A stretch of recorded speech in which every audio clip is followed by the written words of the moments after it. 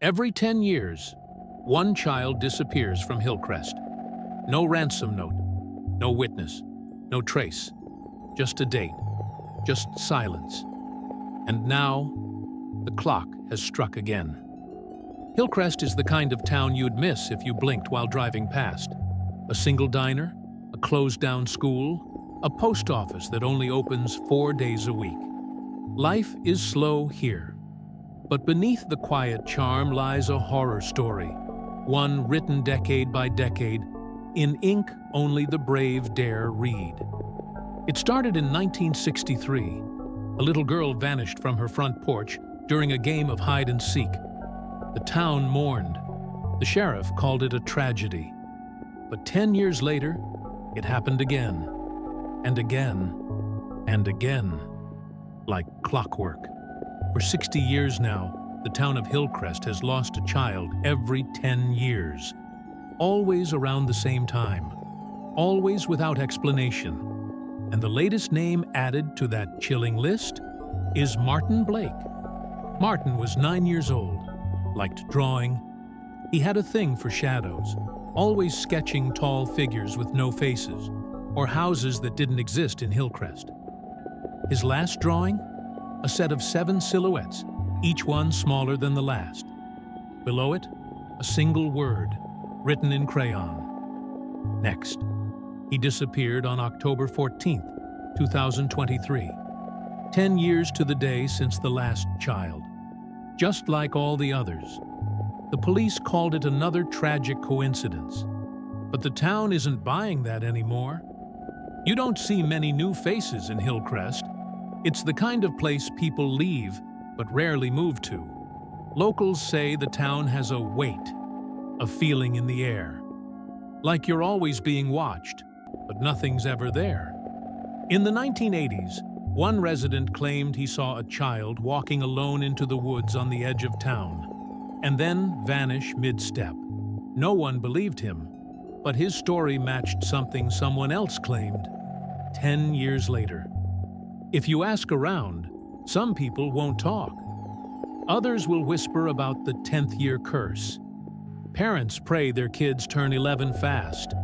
No one celebrates anniversaries anymore in October. A retired sheriff once said off the record, "It's not just bad luck. We buried this thing decades ago, but it keeps crawling back, like it knows the schedule. This isn't just a string of cold cases, it's a pattern.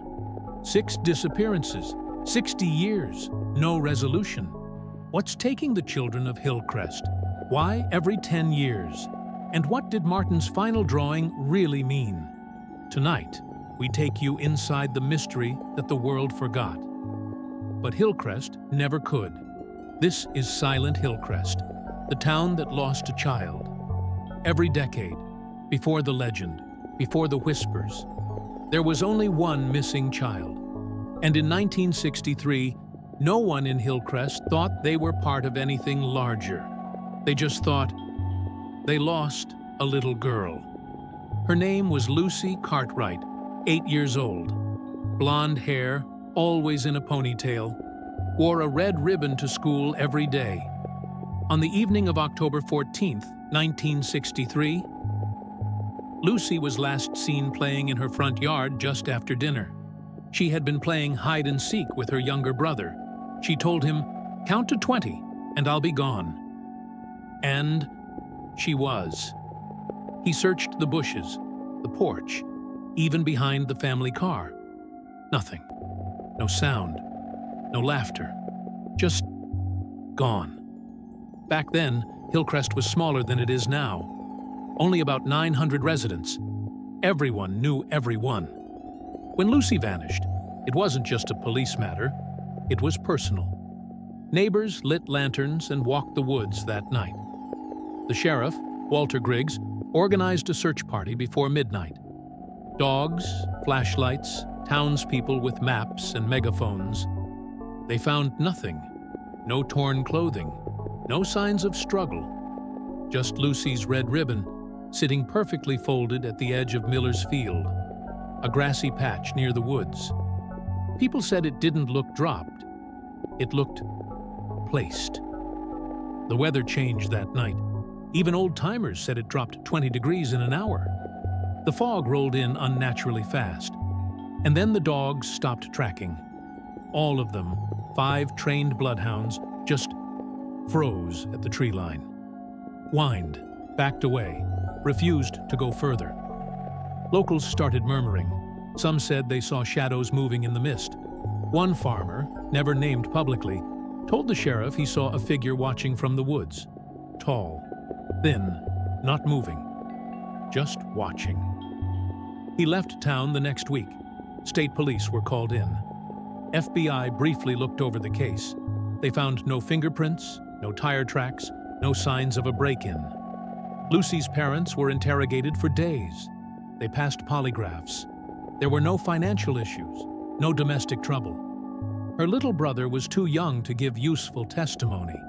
And then, within 2 weeks, the case was shelved. Officially unsolved. Unofficially forgotten. But only for a little while. They called it a tragedy. But a few older residents, those who remembered stories from their grandparents, started to whisper something else. A story older than Lucy, about a spirit in the woods, about the taker. They said every so often, the town had to give up a child. To keep Hillcrest quiet. Sheriff Griggs dismissed it all, but he moved to another county the next year and never spoke of Lucy again. If Lucy's story had ended there, it would have remained a local tragedy. But exactly 10 years later, in 1973, another child vanished. Same date, same silence. And the legend of Hillcrest was born. 10 years to the day after Lucy Cartwright disappeared. It happened again. A different child, a different family, but the same silence. And this time, people remembered. October 14th, 1973. 10 years to the day. Jeremy Sloan, age 9. A quiet boy who liked sketching birds in the park. He lived just 4 blocks from where Lucy Cartwright once played. On that morning, Jeremy told his mom he was going to draw in the park before lunch. She never saw him again. All that was found was his sketchbook, resting neatly on the bench, untouched by rain that had fallen just minutes after he was last seen. Open to a chilling image, a drawing of a small girl in a red ribbon, standing alone in the woods. Authorities tried to dismiss it as coincidence, but locals remembered Lucy. And now they started whispering again. 10 more years, 1983. This time, it was not one child, but 2. The Dandridge twins, Emma and Eli, age 10. They vanished during a school field trip to the local apple orchard, just outside town. The entire class returned to the bus, except them. No one saw them leave. No one heard them scream. Their classmates thought they were still playing hide-and-seek. But when teachers searched the rows of trees, nothing was there. Except for one thing. 2 matching scarves tied neatly around the lowest branch of an old dead apple tree. Emma's pink, Eli's blue. Identical knots, tied so carefully it looked like a gift. The orchard closed the following season. The tree was cut down. It bled black sap. 1993 brought the strangest case of all. Tommy Rydell, age 11. A boy with night terrors and an obsession with drawing mazes. His parents said he'd been talking to someone in his dreams. A man with a hollow face, he called it. Said the man told him things, told him secrets about the other kids. Even drew a diagram of where Lucy lived now. They thought he was disturbed. He was scheduled to see a therapist. But on the morning of October 14th, his bedroom window was open. He was gone. The only thing left behind was one of his drawings, a maze drawn in thick black ink. In the center, a small figure, surrounded by tall trees. Above the maze, he had written 5 words. I heard them calling me. This time, the town could no longer ignore it. 4 vanishings, 10 years apart. Same date, same silence, and the parents began to talk. By now, a new sheriff was in charge, Celia Rhodes. She'd grown up in Hillcrest. She remembered Lucy, and when she compared the case files, she saw the pattern. She noticed something no one else had. In every case, there were no signs of entry or struggle, but there was always something left behind. A token, red ribbon, sketchbook, scarves, drawing, and she believed it was a message, left behind by someone or something that wanted to be seen, not understood, just seen. She started her own file. She labeled it Hillcrest Pattern, Cold Files. She wrote in red marker, check back in 2003. She didn't live to see it. By 2003, Hillcrest wasn't just a sleepy town. It had a reputation. Locals locked their doors every October. Children weren't allowed to walk alone. And when that year came around, the town braced itself. And sure enough, the cycle continued. The fifth child vanished. But this time, something different happened. A clue that finally pointed somewhere. Every 10 years, a child disappeared from Hillcrest. Until Martin. Because Martin left behind something the others didn't. A map. The town was on edge. It was October 14th, 2003, and Hillcrest knew what that meant. Children were kept home. Streets were quiet.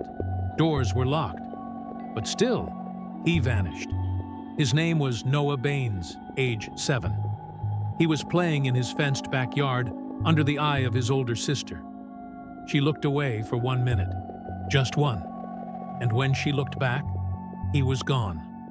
No broken fence, no footprints, no scream, just a faint smear of red chalk on the patio bricks, drawn into the shape of a spiral. That was it. Another decade, another child, another mystery. But something shifted after that. The media noticed, podcasters, paranormal blogs. Hillcrest was no longer a local legend. It had a hashtag, a nickname, The Vanishing Towns, October 2013. A new name joined the list, Martin Elwood, age 10. Unlike the others, Martin knew about the disappearances. He'd read about Lucy, Jeremy, the Dandridge twins, and he was obsessed. He carried a notebook everywhere, not just any notebook. A thick black sketchbook filled with eerie, detailed drawings, mazes, trees, faces with hollow eyes, scenes no 10-year-old should imagine. He told his teacher something strange. I know who took them. They're not gone. They're hiding. When she asked who they were, he just smiled and said, You'll see. I'll show you. Martin vanished on October 14th, 2013. His bedroom was undisturbed. No broken window, no signs of struggle, but his sketchbook. His sketchbook was left open on his bed. The final page, a drawing so disturbing it made national news. It showed 5 children standing in a circle deep in the woods. Each one matched the known descriptions of the previous missing kids. Lucy, Jeremy, the twins, Noah. And in the center of the circle, a tall, shadowed figure, antlers curling from its head like twisted tree branches. Its face was blank, completely hollow. Above the drawing, Martin had scrawled 5 words in crooked, messy letters. He takes us where they can't. But that wasn't all. The background showed landmarks, real ones. A collapsed water tower, a burned-down schoolhouse, a trail marker, Whispering Pines Trail. Closed since 1975. That changed everything. Martin's parents handed the sketchbook to police.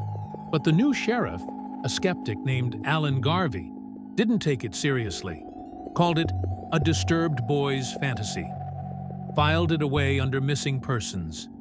Case closed. But an old retired deputy remembered something. Celia Rhodes's cold files. He dug them up from the evidence archives, Her notes matched Martin's clues almost exactly. The Whispering Pines Trail? It ran behind the old orchard, through the exact woods where Emma and Eli vanished, right past where Lucy's ribbon had once been found. It was all there. They just hadn't seen it before. For the first time in 60 years, they had a direction, an actual place.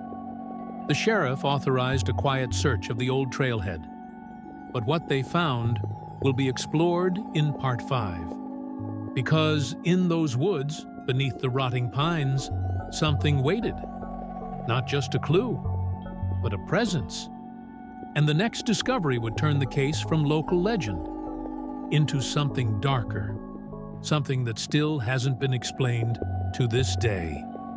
The Whispering Pines Trail had been sealed for decades. No hikers, no rangers, no maps. But when they reopened it after Martin's drawing, they weren't prepared for what they'd find. It was October 17th, 2013, just days after Martin vanished. A small team was assembled, 2 deputies, a search dog handler, 1 local historian. No media, no press. They moved quietly, because the town still remembered the panic from 2003. At the edge of town, behind rusted gates and vines, they found the Whispering Pines trailhead, still bearing the "Closed by County Order, 1975" sign. Beyond the gate, tall pines, dense brush, and air that felt strangely cold, even in daylight. The forest felt wrong, too quiet, like it was waiting. About half a mile in, they reached the first marker from Martin's drawing, a rusted metal post, half buried in the undergrowth. Its plaque had long since faded, but etched into the bark of a nearby tree, someone had carved a symbol, a spiral, the same one Noah drew in red chalk before he vanished, the same one in Martin's final sketch. The historian froze. He'd seen that symbol once before, in old settler journals from the 1800s. Back then, Hillcrest was a mining camp. They told stories of a forest guardian, a being that took those who trespassed on sacred land. They called it the Pale Father.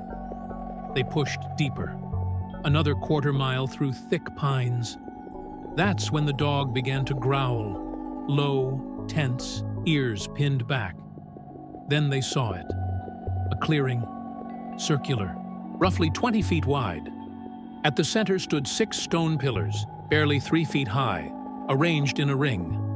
They weren't natural, carved, weathered, etched with spirals and childlike figures. In the middle of the ring, an old, rotting wooden chair, broken, but still standing upright. The ground around it was blackened, as if scorched long ago. Yet no trees nearby were burned. The air turned metallic. The wind fell silent. Even the birds had stopped. One of the deputies reported hearing whispers, not from behind, from beneath, words that didn't make sense, in a language no one recognized. The historian noted a sudden shift in temperature, a drop of nearly 20 degrees within seconds. Their radio signals began to cut out. Then the dog collapsed. No injury, no wounds, just passed out cold. That's when the smell came. A sweet, rotting scent, like spoiled fruit and wet soil, overpowering. One deputy vomited. Another insisted they leave. And so, they did. They left the clearing and marked the trail behind them. But they didn't come back empty-handed. Hidden beneath one of the pillars, wrapped in decayed cloth, was a child's drawing, dated 1973. The image? 5 children holding hands in a ring, just like Martin's. At the center again was the antlered figure, except this one had a face, a stitched mouth, and a third eye drawn wide open. On the back of the drawing, barely legible, "He waits for the 10th." Martin would have been the 6th. For the first time, authorities admitted something unnatural might be happening in Hillcrest.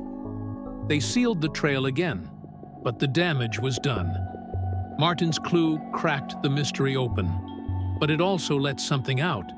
And in Part 6, we'll explore what came next.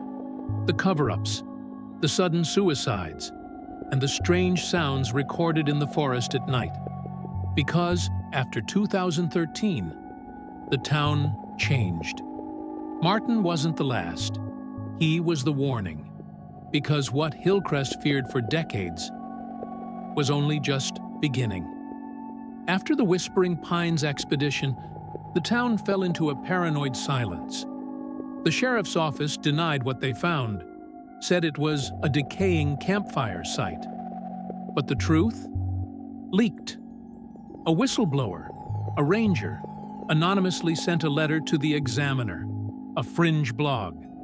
It included a scan of the spiral-etched stone and Martin's drawing with the words, "6 gone, 4 to go." Hillcrest locals panicked.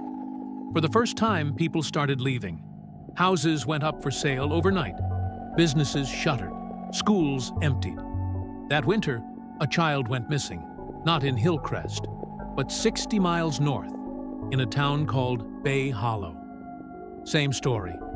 Boy vanished, walking home from school. Left behind, a spiral carved into his notebook. 2 months later, a girl in Darrow Falls, different county, gone. Same pattern. By spring of 2014, 3 more children were missing across the state. No witnesses, no evidence. Each family reported the same eerie detail. The child had complained about dreams of a man in the trees, and drawings of the pale father, antlers, stitched mouth, third eye, began showing up in classrooms across the region. Then came the tape. A former Hillcrest officer leaked a VHS security recording, dated October 21st, 2003. Just 2 days after Noah vanished. The tape shows an interrogation room. An old man sits silently at the table. Thin, white-bearded, blank stare, no name, no record of arrest. For 9 minutes, he doesn't move. Then suddenly, he looks directly into the camera and says, he'll take the 10th when they stop looking. The tape cuts out. No explanation. The officer who leaked it, found dead in his apartment 3 weeks later. No signs of struggle, just a spiral, drawn in ash on the bedroom wall. At first, people believed the pattern was one child every 10 years. But they were wrong. It wasn't 10 years between victims. It was 10 years between rituals. The spiral wasn't a symbol. It was a clock. And Martin's drawing? It wasn't a prediction. It was a summoning. The townsfolk had unknowingly marked their own children. Every child who vanished had spent time in one specific place. The old Hillcrest Library, now abandoned. Built in 1919, on land once used for burial by a nomadic tribe that vanished without explanation. In 2023, exactly 10 years after Martin, the 10th child disappeared. Her name was Layla Morrow, 7 years old, gone from her locked bedroom in Hillcrest. No forced entry, no footprints. But on her bed, a note, written in red crayon. He's full now. Underneath it, a new drawing. 10 stick figures, each with spirals for heads, in a circle. In the center, a tall, thin figure, antlers, no mouth. And instead of eyes, 2 black voids, bleeding into the paper. After Layla, the disappearances stopped. No more missing children, no new drawings, just silence. Hillcrest is still standing, barely. Most houses sit empty. The Whispering Pines trail is overgrown again. The library has been fenced off, marked unsafe. And yet, every October, someone lights a candle outside the library door. No one knows who. The town never speaks about the 10, but they never forget. Because everyone in Hillcrest still hears it. That distant whisper in the trees, like a voice just out of reach, saying, "I'll wait." If you ever pass through Hillcrest, don't follow the sound in the woods. Don't touch the spirals. And whatever you do, don't ask about the 10th. Because some stories aren't just old tales. They're warnings. If this story sent chills down your spine, make sure to hit that like button. It lets the algorithm know you're drawn to the darker corners of reality. Subscribe and turn on notifications, because next week, we uncover the school that erased an entire year of students from its records. And remember, the real horror isn't always what you see. It's what's been waiting all along. This is the Dim Hour Stories. Stay curious, stay cautious, and stay out of the pines.